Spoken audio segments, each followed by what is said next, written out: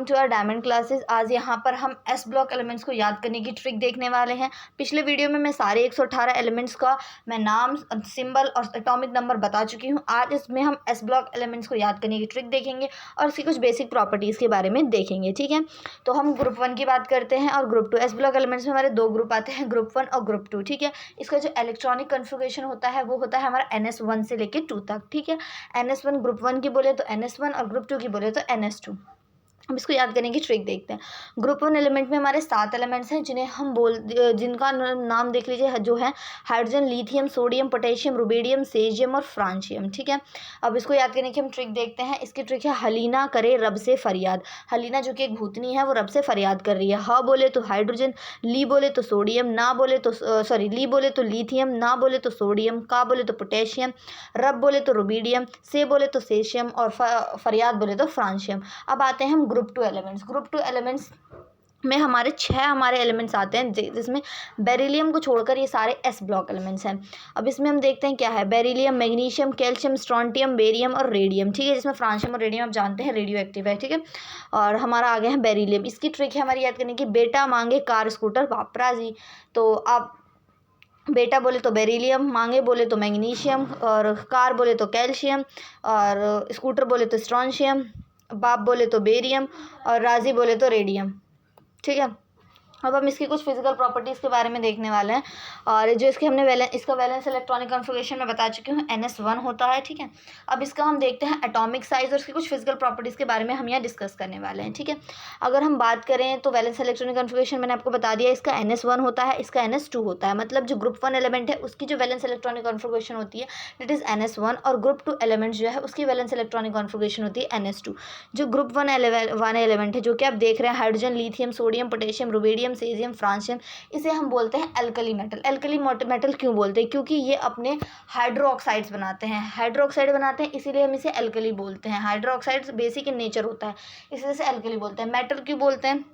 इनके जो outer most electronic configuration देखिए, मैंने आपको बताया NS1 होगी। एक इलेक्ट्रॉन होगा तो ये क्या सोचेंगे, स्टेबिलिटी लेना चाहेंगे, तो ये क्या करेंगे, एक इलेक्ट्रॉन डोनेट कर देंगे, दे देंगे और अपनी स्टेबिलिटी अटेन कर लेंगे। इसीलिए मेटल की प्रॉपर्टी होती है कि वो एक इलेक्ट्रॉन डोनेट कर दे। ठीक है, इसीलिए हम इसे बोलते हैं एल्कली मेटल। ठीक है, दूसरा ग्रुप 2 एलिमेंट्स, इसे हम बोलते हैं अल्कलाइन अर्थ मेटल। अब दिमाग में क्वेश्चन आ रहा होगा, आखिर क्यों बोलते हैं मैंने अल्कलाइन अर्थ मेटल? अल्कलाइन तो सेम फंडा, यहाँ पे भी OH मतलब हाइड्रोक्साइड आयन बनता है। दूसरा मेटल क्यों? क्योंकि इनके भी 2 इलेक्ट्रॉन होते हैं, मतलब आउटर मोस्ट सेल में इसके भी 2 इलेक्ट्रॉन होते हैं। जाहिर सी बात है ये वो इन इलेक्ट्रॉन को देके अपनी स्टेबिलिटी अटेन कर लेगा। तो इसे अर्थ क्यों बोलते हैं? क्योंकि ये पाए जाते हैं अर्थ क्रस्ट में, इसीलिए हम बोलते हैं इन्हें अल्कलाइन अर्थ मेटल। ठीक है, अगला अब हम आते हैं इनकी फिजिकल प्रॉपर्टीज़ पे। ठीक है, तो ये हमारा ग्रुप 1 एलिमेंट्स की बात करते हैं पहले।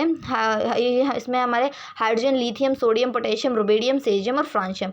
इसमें फ्रांशियम जो है रेडियो एक्टिव है। सोडियम और पोटेशियम आपका मोस्ट अबंडेंट है, और लिथियम, रुबीडियम, सेशियम आपका लेस अबंडेंस है। ठीक है, अब आते हैं इनके हम एटॉमिक रेडियाई पे। जो अगर आपको पता हो जनरल ट्रेंड, अगर आपने पीरियोडिक क्लासिफिकेशन का एक चैप्टर था पीरियोडिक क्लासिफिकेशन ऑफ एलिमेंट्स, उसको अगर आपने थोड़ा सा पढ़ा, उसकी बेसिक प्रॉपर्टीज़ पढ़ी हो, तो आपको पता होगा जो एटॉमिक रेडियाई है वो डाउन द ग्रुप बढ़ता है। यहाँ पे हम सिर्फ जनरल ट्रेंड के बारे में बात करेंगे। इसके नेक्स्ट वीडियो में मैं इसके कुछ एक्सेप्शंस के बारे में भी आपको बताऊंगी। यहाँ पे कुछ शील्डिंग इफेक्ट, आयनेशन, एंथैल्पी, इन सब के बारे में हम यहाँ बेसिक डिस्कस कर लेंगे। ठीक है, तो अब आता है हमारा एटॉमिक रेडियाई। एटॉमिक रेडियाई क्या होता है? एटॉमिक रेडियाई जिसका रेडियस होता है वो general trend down the group increase होता है। अब आप पूछेंगे मैम क्यों ये डाउन द ग्रुप इंक्रीज क्यों होता है? आपके दिमाग में क्वेश्चन आ रहा होगा कि आखिर ये डाउन द ग्रुप इंक्रीज क्यों होता है। ठीक है, तो यहाँ देखिए क्यों होता है, क्योंकि हम जैसे जैसे नीचे जाते हैं एक एक शेल और उसमें ऐड होते जाती है। जैसे अगर आप हाइड्रोजन से लिथियम में जाएंगे तो एक शेल और ऐड हो जाएगी, लिथियम से सोडियम में जाएंगे तो एक शेल और ऐड हो जाएगी, सोडियम से पोटेशियम जाएंगे एक शेल और ऐड हो जाएगी। तो डाउन द ग्रुप आप देख रहे हैं एक एक शेल ऐड होती जा रही है। तो शेल ऐड होती जा रही है, इसका मतलब क्या है? इसका जो एटॉमिक रेडियस है वो बढ़ रहा है, जाहिर सी बात है। तो इसीलिए एटॉमिक और ionic radius down the group बढ़ता है। ठीक है, अब डाउन द ग्रुप इसकी जो मेटेलिक प्रॉपर्टी यानी इसका मेटेलिक करेक्टर जो होता है वो भी बढ़ता है। अब आप कहेंगे कैसे? डाउन द ग्रुप आपको पता है इन सब का एक ही मतलब इसकी एबिलिटी होती है कि इलेक्ट्रॉन लूज करके अपने आप को स्टेबल बना ले। तो आप सोच रहे होंगे आखिर डाउन द ग्रुप बढ़ता कैसे? आपके दिमाग में क्वेश्चन आ रहा होगा। आपको इतना तो पता चल गया, डाउन द ग्रुप हम जैसे जाते हैं इसका एटॉमिक रेडियस बढ़ रहा है। एटॉमिक रेडियस बढ़ रहा है तो न्यूक्लियर का जो आउटर मोस्ट इलेक्ट्रॉन है उस पर जो चार्ज को मतलब उसको खींचने की जो एबिलिटी है वो कम होती जा रही है।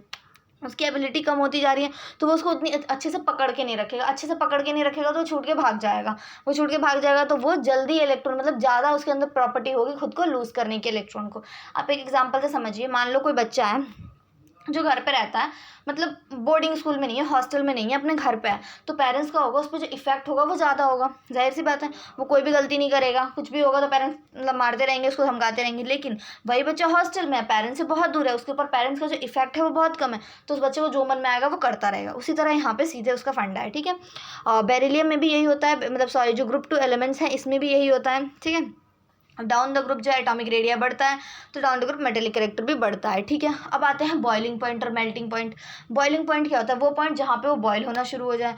तो अगर आप देखें तो लिथियम से सोडियम में आएंगे, लिथियम से अगर डाउन द ग्रुप हम जा रहे हैं तो हम क्या देखेंगे, जो इसका एटॉमिक रेडिया है वो बढ़ रहा है। एटॉमिक रेडिया बढ़ रहा है तो इलेक्ट्रॉन्स दूर हो रहे हैं, इलेक्ट्रॉन्स दूर हो रहे हैं, बॉन्ड लेंथ बढ़ रही है, बॉन्ड लेंथ बढ़ रही है तो स्ट्रेंथ घट रही है। बॉन्ड लेंथ बढ़ रही है तो उन्हें खींचने की क्षमता जो है न्यूक्लियस के पास वो घटती जा रही है, घटती जा रही है। तो जरा सा हीट दोगे भाई, वो तुरंत क्या हो जाएगा, मेल्ट हो जाएगा, बॉयल हो जाएगा। तो ये हमारा होता है boiling point down the group जो डिक्रीज होता है, ठीक है। इसके और भी करेक्टर हैं। एक करेक्टर पे आते हैं हम, आयोनाइजेशन एंथैल्पी। अब आपके दिमाग में क्वेश्चन आ रहा होगा कि आखिर आयोनाइजेशन एंथैल्पी होती क्या है। तो मैं आपको बता दूं, अगर कोई भी एटम का न्यूट्रल में से अगर उसका गैशियस एलिमेंट्स के आइसोलेटेड गैशियस एलिमेंट है, उसमें से अगर आपको एक इलेक्ट्रॉन निकालने के लिए जितनी एनर्जी देनी पड़ेगी वो होती है हमारी ionisation enthalpy. Basically simple word में कहूँ ना, सिंगल लाइन में कहूँ, एक इलेक्ट्रॉन है, उससे उसका आउटर मोस्ट कौन सा इलेक्ट्रॉन निकालना है, आउटर मोस्ट। इस बात को आप ध्यान रखिए, हमें उसका आउटर मोस्ट इलेक्ट्रॉन निकालना है। उसका आउटर मोस्ट इलेक्ट्रॉन निकालने के लिए हमें जितनी भी एनर्जी देनी पड़ेगी वो हमारी होगी आयोनाइजेशन एंथैल्पी। एक टर्म और आता है, दैट्स योर हाइड्रेशन एंथैल्पी। आखिर आपके दिमाग में आ ही गया होगा कि हाइड्रेशन एंथैल्पी क्या होती है। अगर एक मोल सब्सटेंस को आप बहुत सारे पानी में मिलाते हो और उसको मतलब डिजॉल्व करते हो तो जो एनर्जी निकलती है, दैट्स योर हाइड्रेशन एंथैल्पी, ठीक है। और अगर हम इसके ट्रेंड की बात करें तो अगर हम डाउन द ग्रुप जाते हैं, मतलब हाइड्रोजन से फ्रांशियम की तरफ जाते हैं या बेरिलियम से रेडियम की तरफ जाते हैं, तो आयनेशन एंथैल्पी जो है हमारी डिक्रीज होती है, क्योंकि बॉन्ड लेंथ बहुत ज़्यादा बढ़ जाती है। न्यूक्लियर उतना इफेक्ट उसको अपनी तरफ खींचता नहीं है, तो कहता है जा भाई जा, जाने वाला एटीट्यूड बढ़ता जाता है, तो उसको निकालने में हमें कम एनर्जी देनी पड़ती है। हाइड्रेशन एंथैल्पी में भी यही होता है, दूर चला जाता है उसको खींचने, तो हाइड्रेशन एंथैल्पी हमारी डिक्रीज होती है। अब एक चीज़ की और बात कर लेते हैं यहाँ पे, जो इनके हेड एलिमेंट होते हैं ये थोड़ा एनोमेलस, हाइड्रोजन को आप एक्सेप्शन यहाँ पे रखिएगा, इनके हेड एलिमेंट है ये थोड़ा एनोमेलस बिहेव करते हैं। एनोमेलस बोले तो अटपटा। आखिर ऐसा बिहेव क्यों करते हैं? आपके दिमाग में क्वेश्चन आ ही गया होगा कि आखिर एनोमेलस क्यों बिहेव करते हैं। क्योंकि इनका साइज बहुत छोटा होता है भाई, साइज बहुत छोटा होता है, इनकी आयनेशन एंथैल्पी ज़्यादा होती है। आपको पता है, मैंने बोला डाउन द ग्रुप डिक्रीज होती है, सबसे ऊपर क्या होगी, आयनेशन एंथैल्पी हाई होगी। तो ये अपना मतलब मैं कहना चाह रही हूँ कि ये एनोमेलस अटपटा बिहेवियर क्यों दिखाता है, क्योंकि इनका साइज बहुत ही छोटू सा होता है। इसकी आयनेशन एंथैल्पी बहुत ज़्यादा होती है, हाइड्रेशन एंथैल्पी बहुत ज़्यादा होती है, ठीक है। इलेक्ट्रोनेगेटिविटी ज़्यादा होती है, जो डाउन द ग्रुप घटती है, इलेक्ट्रोनेगेटिविटी बहुत ज़्यादा होती है। इलेक्ट्रोनेगेटिविटी क्या होती है कि कौन शेयर्ड इलेक्ट्रॉन को अपनी तरफ कितना खींचता है। अगर मैं ज़्यादा इलेक्ट्रोनेगेटिव हूँ तो मैं शेयर्ड इलेक्ट्रॉन को अपनी तरफ ज़्यादा खींचूंगी, ठीक है। तो और इसमें वेकेंट डी ऑर्बिटल नहीं होते, ठीक है।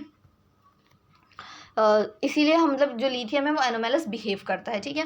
तो इस वीडियो में हमने जो है आपके सारे बेसिक कैरेक्टर के बारे में पढ़ लिया है। जो नेक्स्ट वीडियो होगा मैं उसमें एक्सेप्शंस बताऊंगी और इसके कुछ केमिकल प्रॉपर्टीज़ के बारे में बताऊंगी, और वहाँ पे मैं आपको सारे ट्रेंड सिखा दूंगी। मतलब सारे ट्रेंड भी है, केमिकल प्रॉपर्टीज़, केमिकल रिएक्शन, वो सब मैं आपको उसमें करना सिखा दूंगी। Thank you, please like share and subscribe my channel.